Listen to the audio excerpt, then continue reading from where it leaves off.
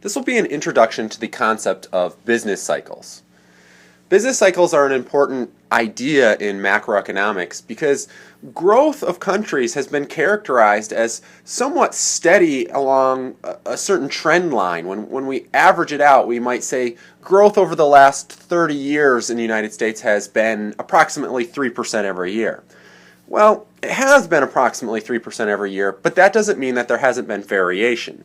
And in fact, there has been quite a bit of variation, where at times we're growing at 4, 5, 6%, and at other times we're only growing at about 1%. This up and down variation is known as the business cycle, and that's what we're going to try and overview today. The idea of the ups and downs in terms of GDP growth, and trying to get that as part of our understanding of the macroeconomic picture that we're going to look at. We will look at a pretty stylized business cycle here, where the expansions and the contractions are all about the same.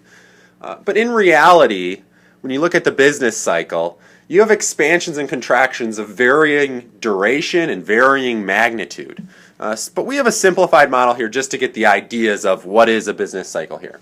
And we have 4 phases of the business cycle: expansion, peak, contraction, and trough, or recessionary trough.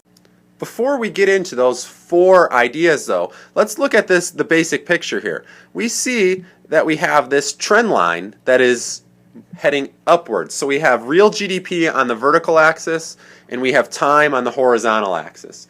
We see this trend of growth is that GDP is going up. So this is kind of the average average amount of growth that we actually have. In the example I gave before, this would be our 3% growth each year. This is just the trend line. But let's look at these 4 phases. Let's start at a point where we're on the trend line and say, okay, our actual GDP though actually does something like this over the next time period that we're considering. This is known as the contraction phase. This is really a recessionary phase of the business cycle. In this time period, sales decline, GDP is growing at a slower rate, and unemployment is increasing. When we hit the very bottom of our contraction, we actually get to a point we call the trough. This is the bottom of the contraction phase. This is the end of the contraction and actually the start of the next phase, which is obviously then the expansionary phase. Once conditions begin to improve and the economy is expanding production, we're seeing this expansionary phase of the economy. We're moving back towards the trend line. From a state below the trend line, at its very bottom, the recessionary trough, back towards the trend line is an expansionary phase. In this case, business sales are rising, GDP is growing, and the rate of unemployment is shrinking. Eventually, if we keep expanding, we eventually get to the very top of our expansion, and once we hit that point, we're at the business peak. The peak is when businesses reach their highest level of production within any given cycle. It's the highest point, which happens to end then our expansionary phase and start another contraction. So this is the 4 phases of our business cycle. From the trend line, we have contraction to the trough.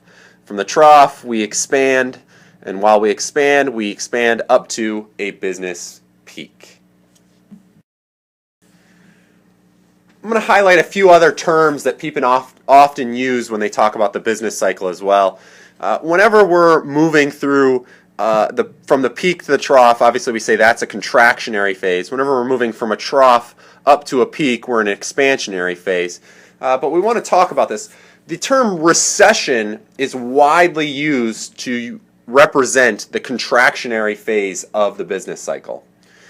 And whenever a recession is prolonged or has a sharp decline in economic activity, we often call this a depression. So this area that's the contractionary phase we often call a recession, but if it's very drastic, we often call this a depression. There's more technical definitions that some use for what constitutes a recession, what constitutes a depression. For instance, some people will define a depression as a decline in real GDP exceeding 10%, or a recession lasting 2 or more years, 2 or more time periods. So there's different definitions as to what actually constitutes these. However, the general idea is that a recession is when we're having this decrease in the growth of our GDP, or we have this we're in the contraction phase of the business cycle, and a depression is when we have this sharp decline in the economic activity. It's a severe recession.